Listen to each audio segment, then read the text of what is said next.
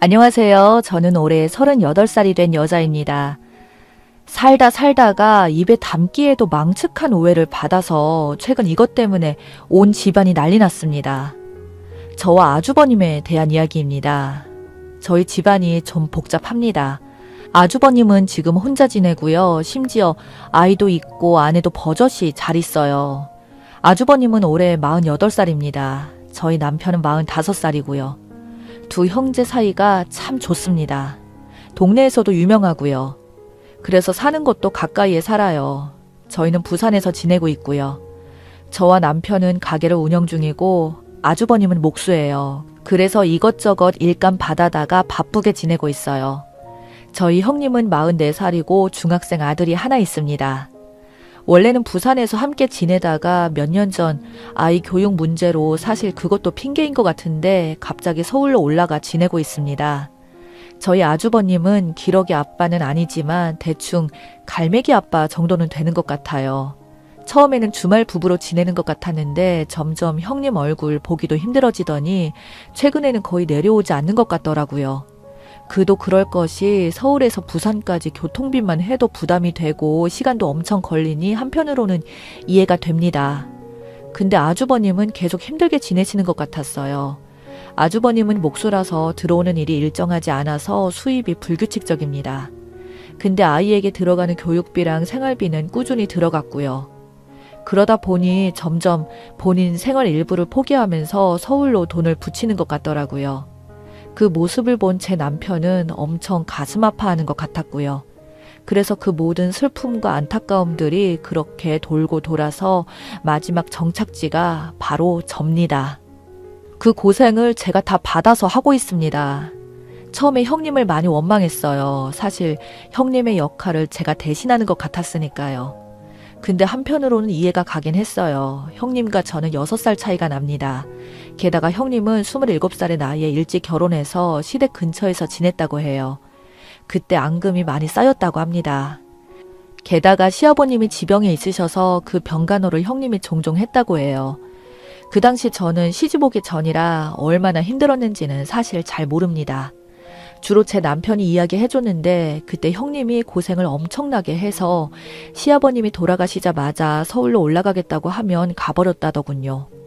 근데 아주버님은 끝까지 붙잡지 않았다고 해요. 아마 둘 사이에 다른 일들이 더 있었던 것 같습니다. 그렇지 않고서 저렇게 순순히 보내주겠나요? 게다가 아주버님이 서울에 있는 아들과 아내를 위해 일하는 모습을 보면 정말 안타깝기까지 하거든요. 저마다 가슴에 품은 사정 있잖아요. 저도 그렇고요. 그래서 저희 형님의 부재가 원망이 되면서도 한편으로는 안쓰럽고 그랬습니다. 저는 33살에 시집 와서 이제 결혼한 지 5년 차 되었고요. 2살 된 딸아이가 하나 있습니다. 저희는 원래 서울에서 신혼집을 구해서 지냈었는데 2년 전에 서울에서 하던 남편 가게를 정리하고 남편 고향인 부산으로 내려가게 되면서 저도 함께 다니던 직장을 그만두고 내려왔습니다. 당시 아이 육아 문제로 직장을 다닐 상황이 못 되었고 남편이 계속 자기 형을 걱정하는 게 안쓰럽기도 했고요. 그래서 내려가자고 했어요. 부산으로 옮긴 저희 집이 시댁하고도 가까워서 처음엔 걱정도 하긴 했지만 나중에 와서 살아보니 아이도 봐주시고 정말 큰 도움을 받고 있습니다. 저는 결혼해서 지금껏 시어머님과 문제가 전혀 없었어요. 엄청 자상하신 분으로 알았는데 남편 통해서 형님 이야기를 들을 때마다 느낀 게 제가 시집 오기 전에 형님이 혼자 그 가시밭길을 다 정리해 놓은 건가 싶은 생각도 들었습니다. 그래서 죄송하면서도 감사하기도 했고요. 맏며느리가 저렇게 손주 데리고 올라가 버렸으니 시어머님도 많은 생각이 드셨겠죠. 어쩌면 그것 때문에 저에게 잘해주시는 것 같았고요. 그래서 아무리 힘들어도 아주버님을 많이 챙겨드렸습니다. 가끔씩 반찬도 해다 드렸고요. 나름 정말 성심성의껏 했다고 생각했습니다. 그런데 1년 전에 형님의 실체를 알게 되면서 제가 그동안 혼자 생각하고 감동받았던 것들이 다 쓸데없는 짓이라고 후회가 들더라고요. 흔히 말하는 시자짓을 저희 형님이 하고 있었습니다. 다른 것도 아니고 아주버님을 좀 챙기라고 하면서 저에게 이것저것 시키기 시작하더라고요. 적반하장도 아니고 이게 뭐 배은 만덕도 아니고 쉽게 말해서 미친 여자인가 싶었습니다. 처음에 아주버님 생일상을 차리라고 했거든요. 저에게 갑자기 전화해서 자기가 그동안 얼마나 많은 고통을 당했는지, 아주버님은 집안의 장남이라서 어떤 일을 했는지를 구구절절하게 저에게 이야기하면 교육시키더니 몇 개월 지나자 저에게 대뜸 아주버님 생일이 다가온다는 거예요. 그러면서 좀 챙겨주라네요. 미역국을 차려주라고 한 게 아니라 그냥 곧바로 아주버님이 좋아하는 미역국 스타일을 저에게 이야기해 주더라고요. 홍합을 꼭 넣으라고 했어요. 국물을 뽀얗게 해서 들깨를 넣어주면 더 좋아한다고 저에게 주저리 이야기하는데, 그때 정말 듣다가 너무 어처구니가 없어서 입 벌리고 가만히 서서 듣고 있었습니다. 그러면서 나중에 얼마나 맛있게 먹었는지 아주버님께서 연락해서 물어보겠다고 요리 솜씨를 기대한다면서 지 할 말만 딱 하고 끊어버리더라고요. 그래서 개가 짖고 갔다고 생각하고 그냥 안 하려고 했더니 다음날 아주버님이 저에게 와서 재수씨가 순대 좋아한다고 해서 사왔다고, 아주 유명한 곳에서 사왔다면서 저희 가게로 순대를 사다가 들고 왔어요. 그걸 좋다고 저는 다 먹었고요. 아주버님은 저에게 정말 잘해주십니다. 그래서 형님이 이상한 소리만 하지 않았어도 알아서 미역국을 끓여줄 참이었습니다. 홍합도 넣고요. 근데 원래 뭘 하려고 하다가도 누가 시키면 왠지 하기 싫어지잖아요. 제가 그랬고요. 그 미역국 때문에 엄청 하기 싫어 하다가 결국에 끓였습니다. 근데 저도 자존심은 있어서 홍합 미역국 말고 소고기 넣고 끓였습니다. 들깨도 안 넣었고요. 제가 선택한 절충안이었죠. 그때 차라리 하지 말았어야 했어요. 그 뒤로도 계속 저에게 이것저것 시키더라고요. 마치 본인이 못하는 내조를 저에게 대신 시키려고 하는 게, 무슨 제가 남편이 둘도 아니고 게다가 아내가 버젓이 잘 있는 남자 뒷바라지를 뭐하러 제가 욕까지 먹어가면서 해야 하나요?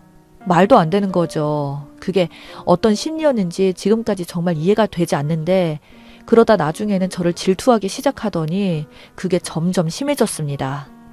아주버님이 평소에 제 칭찬을 많이 하거든요.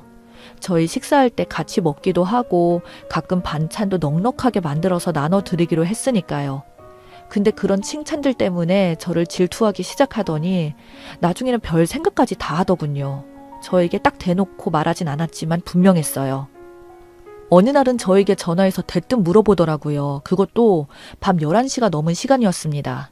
형님이 저보고 아주버님 참 괜찮은 남자 아니냐면서 오밤중에 난데없이 아주버님 칭찬을 계속 하길래 저는 솔직히 두 분 사이가 좋아져서 다시 합치려나 싶어서 계속 맞장구 쳐줬습니다. 합치라고요. 그러다가 뜬금없이 저에게 아주버님을 어떻게 생각하냐고 물어보더군요. 그때 누워서 통하고 있었는데 정말 벌떡 일어났습니다. 대체 무슨 생각을 하는가 싶었어요. 갑자기 등에서 식은땀까지 나더라고요. 그래서 제가 뭐라고 질문하셨냐고 다시 물어봤어요. 그런데 형님은 갑자기 화제를 돌리면서 원래 그쪽 집안이 남자들은 참 괜찮지. 시어머니만 빼고. 이러더라고요. 그러면서 계속 시어머니 흉보는데 솔직히 아무것도 들리지 않았습니다. 너무 찜찜하고 불쾌했어요. 근데 형님은 거기서 끝이 아니었어요. 저에게 문자로 어디냐고 물어보고 아주버님은 언제 마치냐고 물어보면서 은근히 저를 의심하는 것 같았습니다. 형님이 그럴수록 저는 피했고요. 답장도 늦게 하고 연락도 몇 번 안 받았는데 저에게 대놓고 왜 자기 연락을 피하냐면서 점점 더 이상한 사람으로 몰아가더라고요. 도저히 제 선에서 힘들 것 같아서 하루 날 잡고 아주버님과 제 남편에게 그동안의 일을 모두 다 이야기했습니다. 그래야 했어요. 나중에 일이 더 커지기 전에 먼저 손을 써야 했거든요. 아주버님은 엄청 당황해 하시더라고요. 저보고 계속 미안하다고, 정말 미안하다고 했고요. 남편은 저에게 아닐 거라고, 그렇게까지 생각하진 않을 거라고 했지만 남편 표정도 심각해 보였습니다. 근데 그날 이후로 더 심각해졌습니다. 아주버님이 형님에게 무슨 이야기를 했는지 형님이 저에게 문자를 보냈는데 정말 뜬금없이 저보고 나이 어려서 좋겠다고 하더군요. 38살이 어린 나이인지는 모르겠지만 그런 소리도 너무 불쾌했고요. 그날 이후로도 형님을 차단해버렸어요. 끊어야 할 것 같았거든요. 아주버님도 그날 이후로 만나는 일 없었고요. 반찬을 챙겨주는 일도 없었습니다. 그쪽 가족과는 끊고 지내야겠다고 생각했었으니까요. 연락이 안 돼서 답답했는지 형님이 직접 부산으로 내려와 저희 가게로 찾아왔습니다. 황당하더군요. 저를 보자마자 활짝 웃으면서 아무 일도 없었던 것처럼 반갑다고 하는데 소름이 끼치더라고요. 제 맞은편에 앉아서 정면에서 저를 아주 기분 나쁘게 위아래로 쳐다보면서 이야기하는데 미쳐버릴 것 같았습니다. 남편도 그걸 보며 어찌할 바를 몰라서 난감해하는 것 같았고요. 결국 아주버님이 와서 형님을 강제로 데려갔어요. 근데 다음날도 찾아와서 똑같이 했고요. 정말 이건 방법이 없었습니다. 다시 서울로 올라가야 하나 생각했거든요. 그러다가 문득 생각을 했는데 솔직히 지금 상황에서 저렇게 막무가내로 찾아오는 형님을 막을 사람이 없었어요. 근데 한 사람을 잊고 있었더라고요. 바로 저희 시어머니였습니다. 형님은 저를 처음 본 날부터 시어머니 흉을 받고 가장 최근까지도 심지어 어제도 저에게 와서 아주버님 이야기를 하다가 항상 마무리는 시어머니 흉을 받거든요. 둘 사이에 무슨 일이 있었길래 저렇게 형님이 싫어하나 싶을 정도였습니다.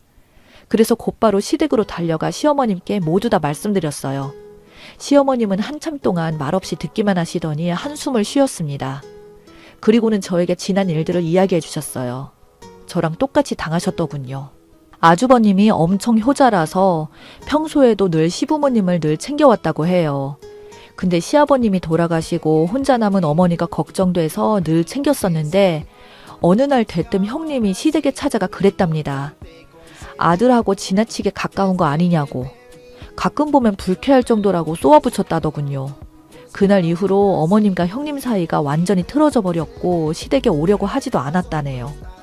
근데 아주버님네와 시댁과 20분 거리거든요.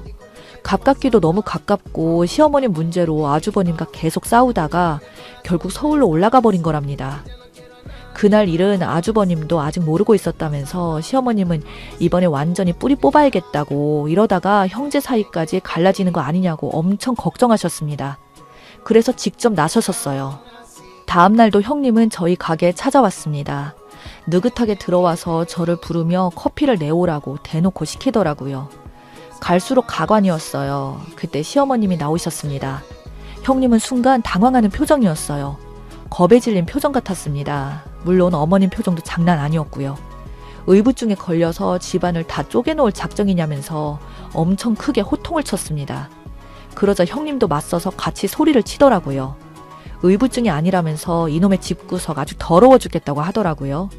점점 상황이 심각해져서 저는 아주버님을 불렀고 남편도 나서서 말리기 시작했습니다. 그리고 몇 분 뒤에 아주버님이 가게에 왔어요. 형님은 아주버님을 보자마자 그 자리에서 따귀를 올리더라고요. 남편 잘못 만나서 이렇게 산다면서 시어머니 보는 앞에서 그냥 쏘아붙이는데 정말 보는 사람이 다 민망할 정도였습니다. 그때 시어머님이 아주버님에게 이야기하셨습니다. 예전에 시아버님 돌아가시고 나서 어떤 이야기를 들었는지 형님이 시어머님께 무슨 소리를 했는지를 하나하나 다 이야기했어요. 저도 이어서 어머님 말씀에 맞장구 쳤습니다. 저에게 했던 불쾌한 이야기들도 다 말했어요. 그러자 아주버님 표정이 완전히 바뀌더라고요. 그게 사실이냐고, 장례식하고 그런 소리를 그것도 찾아가서 직접 했냐고 소리를 쳤어요. 형님은 대뜸 내가 뭐 틀린 말 했냐고 하며 그동안 모른 척 참아가며 함께 살아준 걸 고맙게 생각해야지 왜 화를 내냐고 당당하게 말하더군요. 결국 아주버님은 바닥에 주저앉았습니다. 어머님도 털썩 의자에 앉으셨고요. 형님은 본인이 할 말만 다 뱉어버리고는 나가버렸습니다. 아마 곧바로 서울로 올라간 것 같았습니다. 그 뒤로 아주버님은 결국 이혼했습니다. 처음엔 정신과 치료를 받아보라고 권유했는데 끝까지 싫다고 자기가 옳다고 했더군요. 그래도 이혼은 최대한 피하려고 했는데 결국 아이 때문에 갈라서기로 했다더라고요. 형님은 자기 아들에게도 심한 말을 했다고 하네요. 그걸 나중에 알게 돼서 다음날 바로 이혼 진행시켜서 갈라섰습니다. 아이도 데려왔고요. 부모 중 누구를 따라갈지를 정해야 했는데 1초의 망설임도 없이 아빠한테 간다고 했다네요. 그래서 부산에 내려와 아주버님은 시조카와 함께 시댁에서 시어머님을 모시고 있습니다. 이번 일을 겪으면서 의부증이 얼마나 무서운지 충분히 경험했고요. 그게 심해지면 가족까지도 의심할 수 있다는 것도 이번에 알게 되었습니다. 시어머님이 많이 걱정하셨지만 다행히도 저희 남편과 아주버님 사이는 여전히 좋습니다. 지금도 서로 도와가며 잘 지내고 있어요. 저도 옆에서 열심히 도와주려고 합니다. 그래서 부산에 내려온 게 참 다행이라는 생각이 들어요. 다들 뭉쳐 있어서 잘 넘길 수 있었던 것 같습니다.